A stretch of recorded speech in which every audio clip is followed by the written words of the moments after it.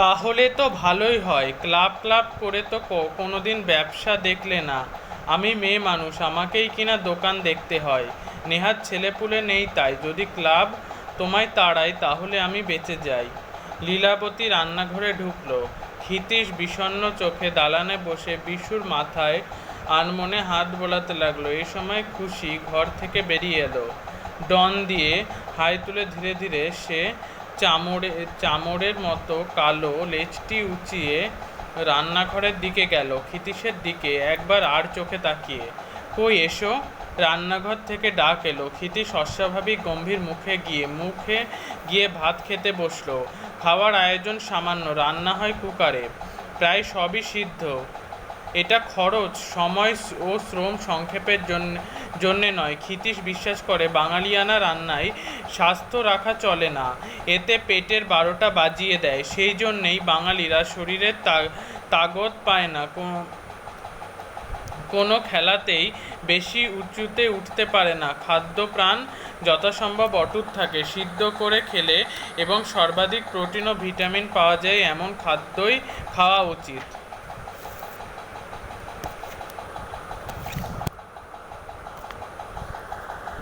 প্রথম দিকে লীলাবতী বিদ্রোহী হয়েছিল। সর্ষে বাটা, শুকনো লঙ্কা বাটা, পাঁচফোড়ন, জিরে, ধনে প্রভৃতির বস্তুগুলি রান্নার ব্যবহারের সুযোগ হারিয়ে তুমুল ঝগড়া এবং 3 দিন অনশন সত্যাগ্রহেও কাজ হয়নি। ক্ষিতীশ তার সিদ্ধান্তে গোয়ারের মতো অটল থাকে। তার এক কথা, শরীরের নাম মহাশয়, যা সহাবে তাই সয়। অবশেষে লীলাবতী সপ্তাহে একদিন সর্ষে ও লঙ্কা বাটা ব্যবহারের অনুমতি পায়, শুধুমাত্র নিজের খাবারের জন্যে। ক্ষিতীশ কখনো যজ্ঞী বাড়ির নিমন্ত্রণে যায় না। ক্লাবের ছেলে মেয়েদের সে প্রায়ই শোনায়। ডাক্তার রায় বলতেন, বিয়ে বাড়ির একটা নিমন্ত্রণ খাওয়া মানে 1 বছরের আয়ু কমে যাওয়া। বড় খাঁটি কথা বলে গেছেন। ক্ষিতীশ কথা না বলে খাওয়া শেষ করলো। ও যে রাগ করেছে লীলাবতী বুঝতে পেরেছে। বলল, ক্লাব থেকে তাড়াবে কেন? কি দোষ করলে? ক্ষিতীশ পাল্টা প্রশ্ন করলো, তুমি এখন আবার দোকানে গেছিলে কেন? গ্রে স্ট্রিটে ট্রাম লাইন ঘেঁষে একফালি ঘরে দোকানটি, নাম প্রজাপতি, আগে নাম ছিল সিনহা টেলারিং। 2টি দর্জিতে জামা প্যান্ট তৈরি করতো আর দেয়ালের আলমারিতে ছিল কিছু সিনথেটিক কাপড়। ক্ষিতীশ তখন দোকান চালাতো। দিনে 2 ঘন্টাও দোকানে বসতো না। দুপুর বাদে তাকে সর্বদাই পাওয়া যেত জুপিটার সুইমিং ক্লাবে। তারপর একদিন সে আবিষ্কার করলো আলমারির কাপড় অর্ধেকেরও বেশি অদৃশ্য হয়েছে। দোকানের ভাড়া 4 মাস বাকি এবং লাভের বদলে লোকসান শুরু হয়েছে। তখন লীলাবতী হস্তক্ষেপ করে দোকানের দায়িত্ব নেয়। টেলারিং ডিপ্লোমা পাওয়া 2টি মহিলাকে নিয়ে সে দোকানটিকে ঢেলে সাজায় নিজের গহনা বাধা দিয়ে। নাম দেয় প্রজাপতি। পুরুষদের পোশাক তৈরি বন্ধ করে শুধুমাত্র মেয়েদের এবং বাচ্চাদের পোশাক তৈরি করে। দোকানে পুরুষ কর্মচারী নেই এবং 4 বছরের মধ্যেই প্রজাপতি ডানা মেলে দিয়েছে। আগে 3 দিনে ব্লাউজ তৈরি করে দেওয়া হতো, এখন 10 দিনের আগে সম্ভব হচ্ছে না। লীলাবতী তার গহনাগুলি অর্ধেকই ফিরিয়ে এনেছে। এখন তো আর জায়গায় কুলোয় না, তাই বড় ঘর খুঁজছি। হাতিবাগানের মোড়ে একটা খোঁজ পাওয়া গেছে, আমাদেরই এক খদ্দেরের বাড়ি। বাড়ির গিন্নি এসেছিল মেয়ের ফ্রক বানাতে, তাই গেছিলাম কথা বলতে। লীলাবতী এঁটো থালাটা টেনে নিয়ে তাতে ভাত বেড়ে ডাল মাখতে মাখতে বলল, ক্ষিতীশের প্রবল আপত্তি ছিল তার খাওয়া থালায় লীলাবতীর খাওয়ায়। আনহাইজিনিক, এইসব কুসংস্কারেই বাঙালি জাতটা গোল্লাই গেল, এই বলে ক্ষিতীশ তর্ক শুরু করেছিল। কিন্তু লীলাবতী যখন অতিরিক্ত ঠান্ডা স্বরে বলল, এটা আমার ব্যাপার, মাথা ঘামিও না, তখন মুহূর্তে বুঝে যায় আর কথা বাড়ালে তাকে গোল্লায় যেতে হবে। তবে ক্ষিতীশ তার প্রতিবাদ জানিয়ে যাচ্ছে লীলাবতীর খাওয়ার সময়, তাই কখনোই তো সামনে থাকে না।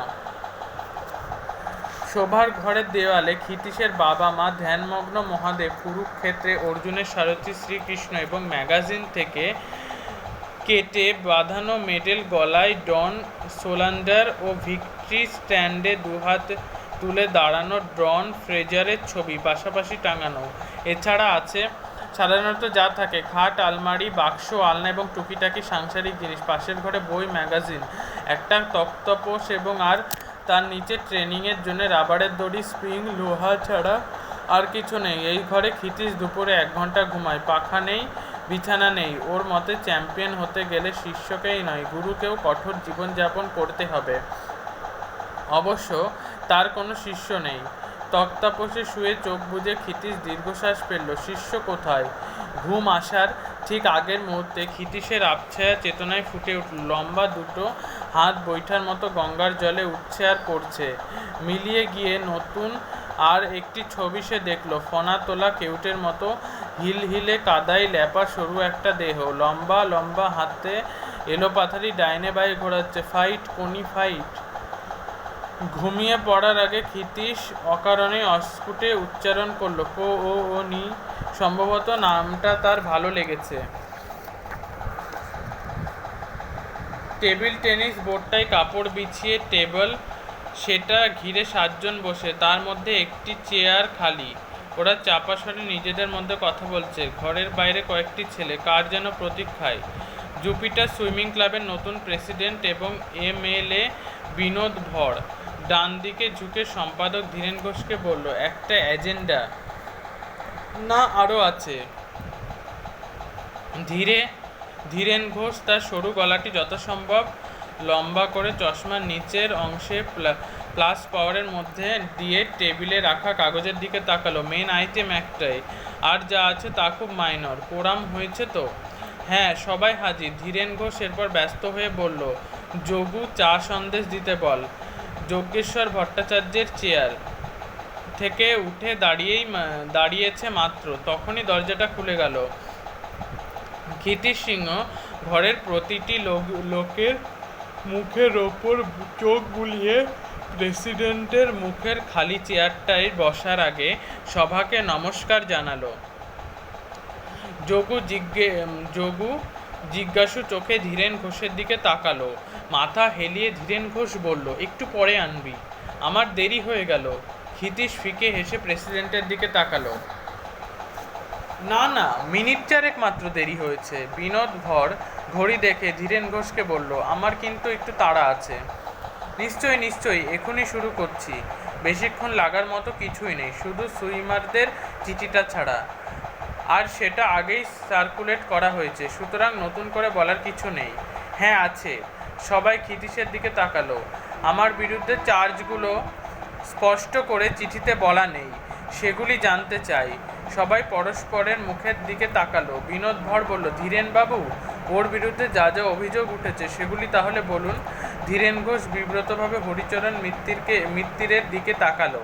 হরিচরণ নড়ে চড়ে বসল। খিদ্দা সম্পর্কে অভিযোগ ছেলেদের, মানে সুইমারদের, যারা 7 বছর 8 বছর আমাদের ক্লাবের হয়ে বিভিন্ন কম্পিটিশনে নামছে, মেডেল আনছে, মানে আমাদের মুখোজ্জ্বল করছে। বাজে কথা। ক্ষিতীশ গম্ভীর স্বরে বলল, মেডেল হয়তো আনে, কিন্তু মুখোজ্জ্বল করার মতো কিছুই করেনি। শ্যামল 4 বছর আগে 1 minute 4 second 100 metre freestyle টানতো, এখনও তাই টানে। এটা কি মুখোজ্জ্বল করার মতো ব্যাপার?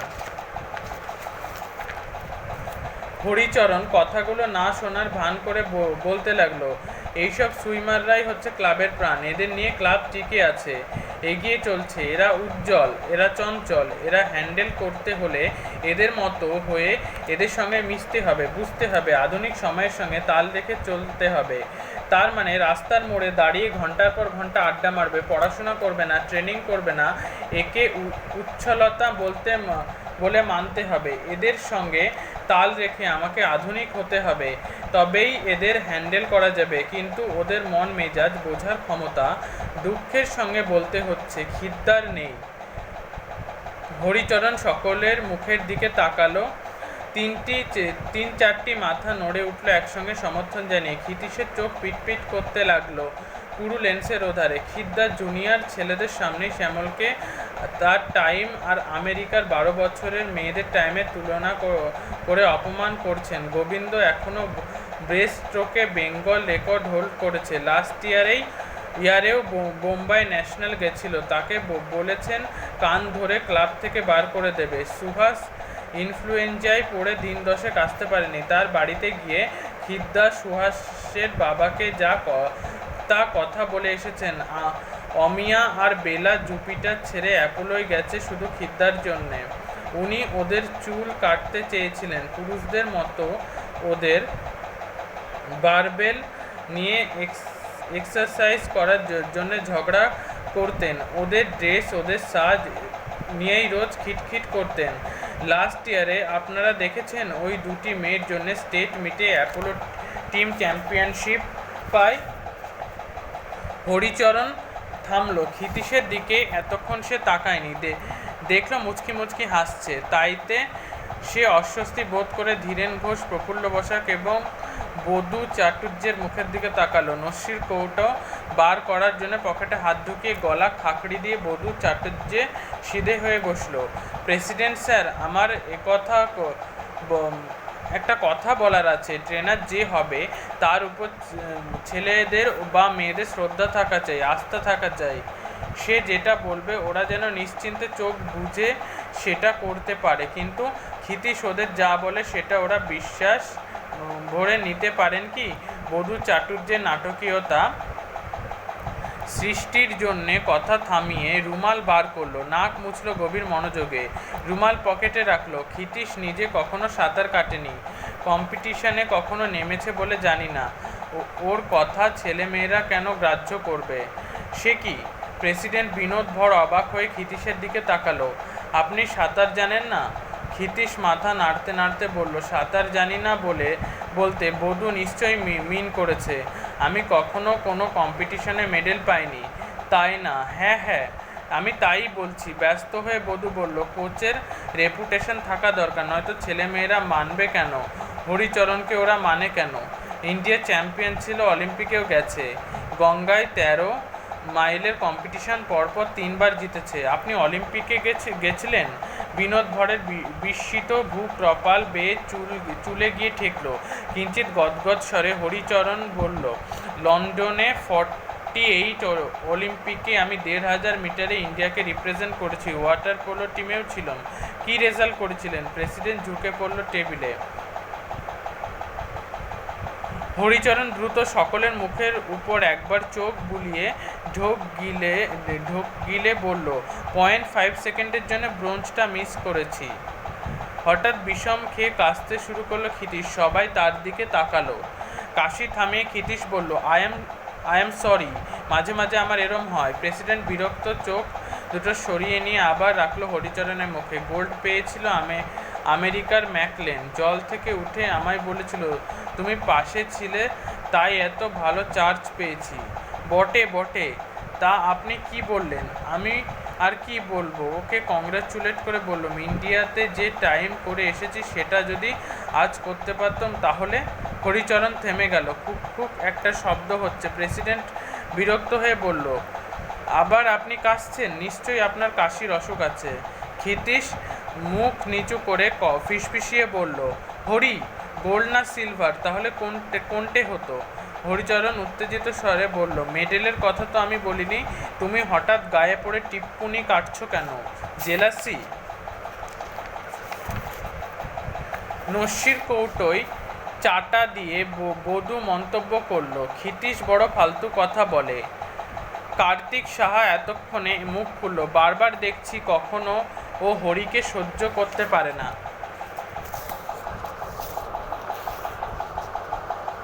জেলাসি হোক ফেলাসি হোক, আমাকে 5 জনের সামনে বিদ্রূপ করে তুমি কি আনন্দ পাও খিদ্দা, বলো তো? ক্ষিতীশ চশমাটা চোখ থেকে নামিয়ে টেবিলে রাখলো, কঠিন স্বরে বলল, আমার বিরুদ্ধে আর কি অভিযোগ আছে ধীরেন? ধীরেন ঘোষ তাড়াতাড়ি ঝুঁকে কয়েকটা কাগজ উল্টে পাল্টে বলল, এই সবই আর কি। অভিযোগ এনেছে সুইমাররা, ওরা বাইরেই আছে। প্রেসিডেন্ট যদি বলেন তো ওরা নিজেরাই এখানে এসে বলতে পারে। না, আর দরকার নেই। ক্ষিতীশ চশমাটা চোখে পড়ল। অভিযোগগুলো সত্যি। টেবিলের মুখগুলি উজ্জ্বল হয়ে উঠল, কেউ মাথা নাড়ল, কেউ নড়ে চড়ে বসল। ওদের ভাবভঙ্গিতে এই কথাটাই ফুটে উঠল। এইবার তাহলে বাছাধন এইবার কি বলবে? আমি জানি ওরা কি বলবে আমি জলে নামি না, খাটতে বলি, না খাটলে গালাগালি করি। আপনারা বলবেন আমি রেজাল্ট দেখাতে পারিনি 3-4 বছর, আমার ব্যবহারে সুইমাররা বিদ্রোহ করেছে।